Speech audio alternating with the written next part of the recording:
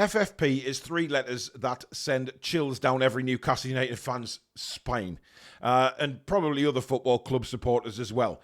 Since the takeover, we have been unable to use the serious wealth of PIF because of the restrictions put upon not just us, but other football clubs. And we've seen the cartel clubs spending millions and billions, and that continues to go on. That will probably continue for the foreseeable future. However, the Chronicle have reported this morning that there might just be a little tiny loophole that Newcastle United can use in the next window, which will enable them to use those funds straight away in the same window. Now, I'm no FFP guru. I have no idea how anything works with FFP, to be quite honest with you. I'm just going off what this report says in the Chronicle. But it's an optimistic report, that Newcastle United could find a way to generate some funds to instantly use in the same window. Now, that involves homegrown players. Selling homegrown players will enable you to use those funds straight away. But that homegrown player has to be brought up at the football club, developed at the football club, trained at the football club, and played in the Premier League.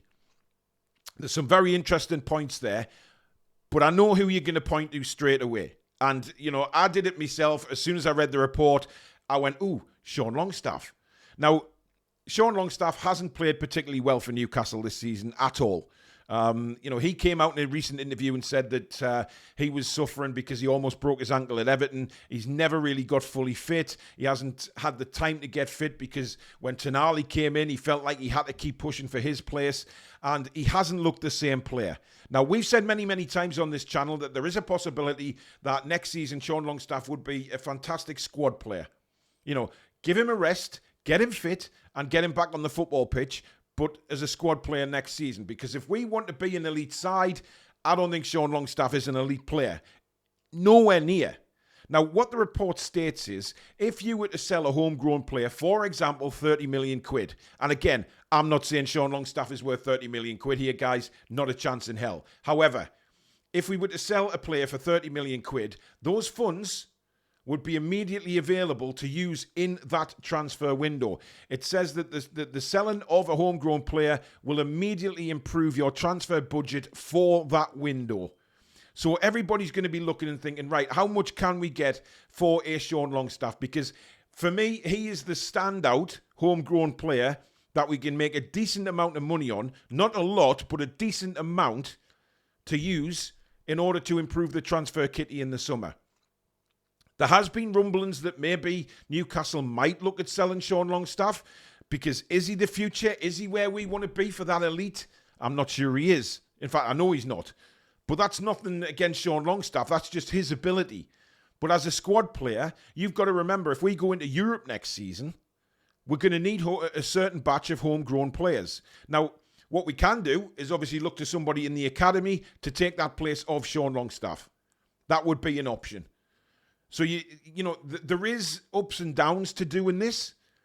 But if we've got somebody coming through the academy who could maybe be registered in place of Sean Longstaff, if we do decide to sell him, then that is another option we can go down. And quite frankly, if we were to sell Sean Longstaff, would you be particularly gutted about it? If it meant us bringing in much better quality players and making funds available? Because I'm of the opinion that, yes, it's tough, isn't it? As a Newcastle fan, you don't want to see homegrown players, leave the club because of anything, really. And it would be disappointing for Sean because he has hit the highs and he has had many lows. But I'd wish him all the best. I've got nothing against Sean Longstaff, but if my club needs to sell him to earn some money to spend in that window, then I think, I would look at it and say, yes, let's do it straight away. I don't think it's an option. I think it's a no-brainer. Of course, Newcastle fans have had the heartache and pain of losing homegrown players in the past. You look at to the days of Gascoigne and Beardsley and Waddle and more recently Andy Carroll. No one will forget that on deadline day. But I think this is particularly different. We have a lot more quality to step in now, even if we lost Sean Longstaff. If he continues with the three in midfield, you would instantly think that those three midfielders next season are going to be Bruno, Tonali and Joe Linton. They're what we're aiming for. And quite frankly, that is an incredible midfield. And I don't think anybody's going to complain about that. It's just the squad depth and the homegrown side of things. But it's interesting. Now, very, very interesting to see what Newcastle would do. What would you do? I mean, what would you do if you were in a position of getting maybe 15 million quid for Longstaff, but that immediately improved your transfer kitty for that particular window? Would you do it? It's a very interesting question. So let me know in the comments, would you do it, given how Sean Longstaff has played?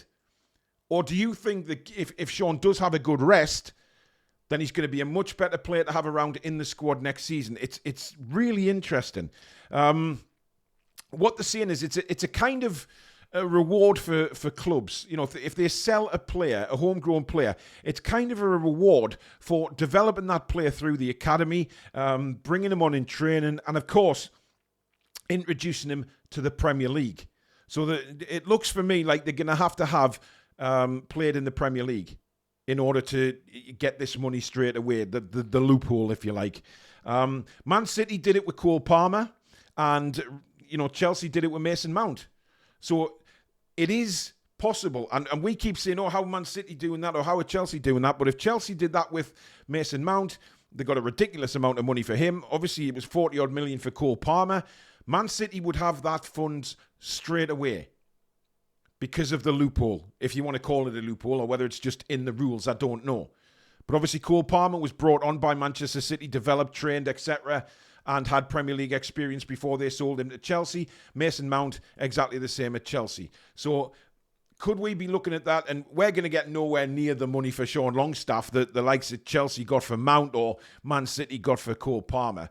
But it's an option to get extra funds. I'm really interested to know what you guys think on this, because it could be a way of making some extra money, which, quite frankly, we're probably going to need in the summer. And we have to look at different ways to earn money, and this is certainly one way to do that.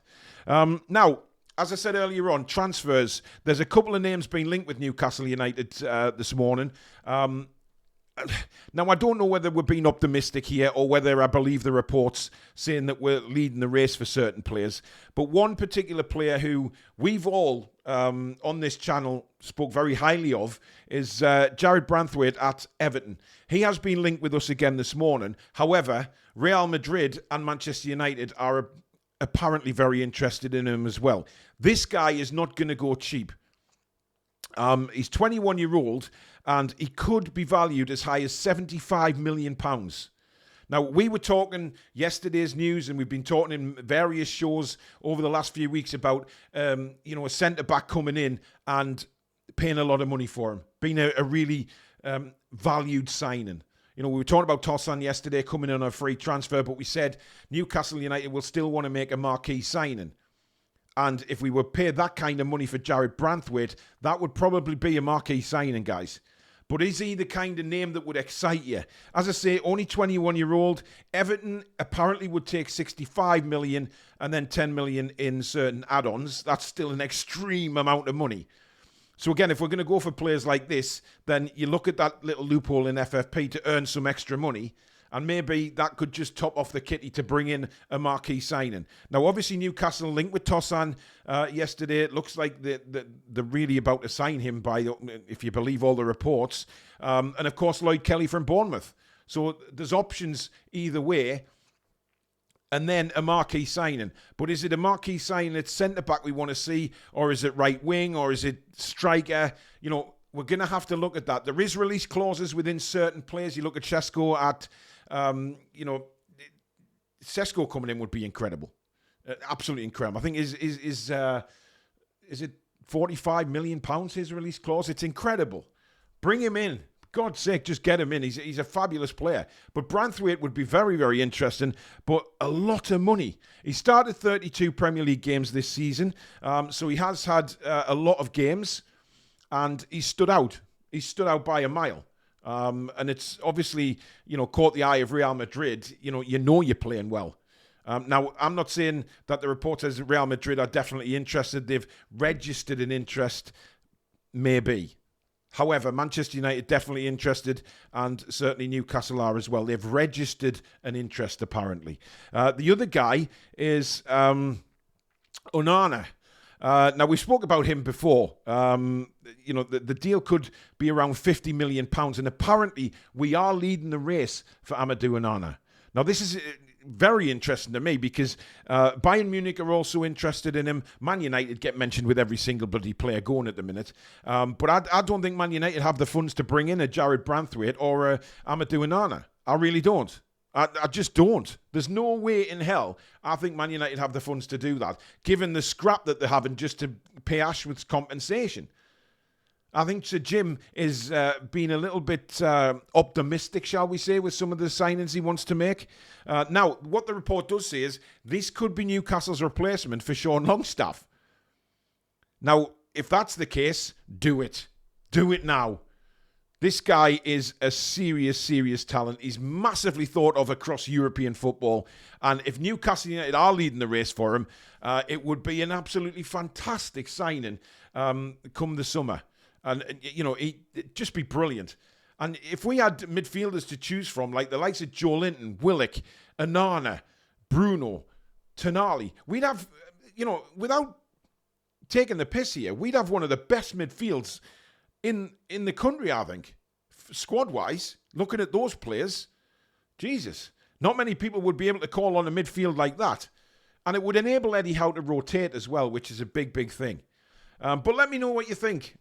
Is Branthwaite and Onana the kind of players that would excite you? Or do you think Branthwaite at 75 million is way too much? Let me know. Let me know in the comments from all the points today, as usual, guys. But thank you so much for watching. If you have enjoyed the video, don't forget to give it the thumbs up. Very, very important to the channel. And, of course, if you're new and you like what you see, plenty live shows and videos on the Toon Review, as well as Matchday Lives, full commentary of every Newcastle United game, right here on the Toon Review. If you do subscribe, don't forget to hit the notification bell, of course, which will enable you to know when we upload any videos such as this, or we schedule in any live shows. But thank you much for watching, and take care. Have a great Thursday afternoon. See you soon.